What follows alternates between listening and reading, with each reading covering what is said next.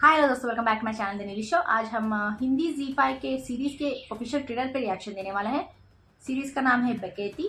इसमें राजेश तेलंग, शिवा चड्ढा, तानिया शर्मा, आदित्य शुक्ला, रमेश राय और बहुत सारे लोग हैं। इस मूवी के डायरेक्टर है अमित गुप्ता। तो चलिए बिना किसी देर के शुरू करते हैं रिएक्शन। पानी की टंकी भर गई है। मैं नहीं कर रहा। मोटर बंद कर दो। किराए के लिए इश्तेहार दिया। हाँ, बाबूजी को बताने के पहले अपने अतापी वतापी को बता दो। जब उन्हें पता चलेगा ना कि एक ही कमरे में साथ रहना है तो पता नहीं क्या करेंगे वो। अब से तुम दोनों एक ही कमरे में रहोगे, दूसरा कमरा किराए पे जाएगा। क्या?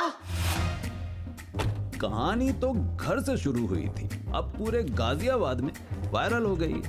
मुझे तो पहले से पता था भैया। यू आर तो इंटेलिजेंट इलाइट पीपल ना। इलाइट नहीं, मैं भी अलीट होता हूँ।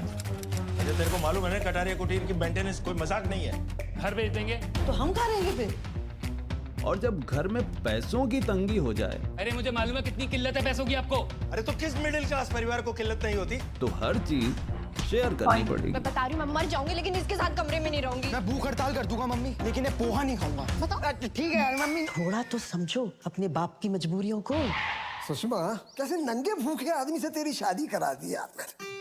हमारे पास एक सॉलिड बिजनेस आइडिया है। पेश करो प्लान। हम एक शिकंजी स्टॉल का प्लान बनाएंगे। सैंडविच वाला आइडिया सॉलिड है वैसे। इस पूरे कटारिया परिवार में है प्यार, ऐसी बातें इतनी जोर से नहीं करते। तकरार, तू बदतमीजी मत कर। बकैती इतने बुरे हाल नहीं हमारे। और भरोसा। अरे हम मिडिल क्लास वाले हैं, हमसे मीठी मीठी प्यारी प्यारी बातें थोड़ी ना होती हैं। बाकी क्या रह गया आपके पास? पापा क्या करोगे? कुछ है आपके पास बाकी? पानी की टंकी भर गई है।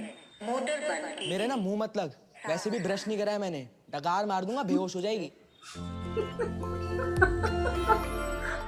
Siblings thing. लास्ट वाला डायलॉग्स तो सच में सिबलिंग्स थिंग है। लाइक हमेशा भाई बहन ऐसे लड़ते रहते हैं। That was funny. And story के बारे में बात किया जाए तो सच में यार, every middle class family has this kinds of problems. Like हर दिन का झगड़ा, हर दिन की खींचातानी होती रहती है। एंड उनके बच्चों को आतापी वतापी बोल के नाम दिए। लाइक ऑब्वियसली जिस तरह से वो झगड़, ऑब्वियसली लाइक सिबलिंग्स के बीच में हमेशा झगड़ा होता ही रहता है। सो दे आर वेरी कंसर्न कि उनके ससुर जी को बोलने से पहले वो चाहती है कि अपने बच्चों को बोले, क्योंकि वो अपना माइंड सेट कर सके। अगर इनका झगड़ा ज़्यादा हो गया तो वो जो भी वो प्लान कर रहे हो रूम रेंट देने का, वो भी नहीं हो पाएगा।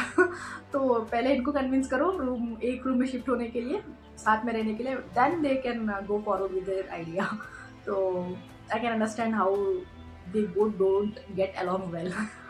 बट या वो हमेशा ना सिबलिंग्स जब भी साथ में रहते हैं एक दूसरे से लड़ते हैं, बट दूसरे कोई तीसरा पर्सन एंटर करके किसी को अपने भाई को या फिर बहन को कुछ बोलने लगता है तो they will like full on protective mode में चले जाते हैं, लाइक बॉडीगार्ड की तरह हो जाते हैं।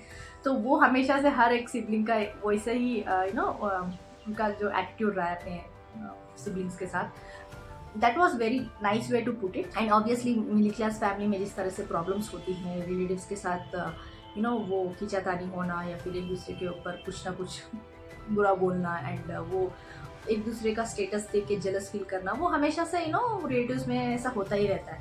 एंड बेसिकली मिडिल क्लास में ज़्यादा कुछ दिखता है, क्योंकि वो लोग इतना कमा चुके हैं और इतना सेटल हो चुके हैं, और हम अभी भी यही से स्टैग्नेंट वाटर की तरह खड़े हो गए हैं बोल के कंपेयर करके जिस तरह से अपना लाइफ को और भी ज़्यादा मुश्किल बनाते हैं ना, वो मुझे अच्छा नहीं लगता है। But that's how it goes.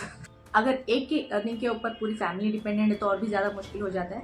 And I think Rajesh Telang ji, he is the only person working in this family. And उनकी वाइफ जो शिवाजी प्ले कर रही है, वो she is also helping out, अपनी तरीके से हेल्प कर रही है। But I don't see her working anywhere. Like घर में ही छोटे छोटे लाइक स्टिचिंग करना, टेलरिंग करके कुछ छोटे मोटे चेंजेस कमाना, शायद वो हेल्प करने की कोशिश कर रही है।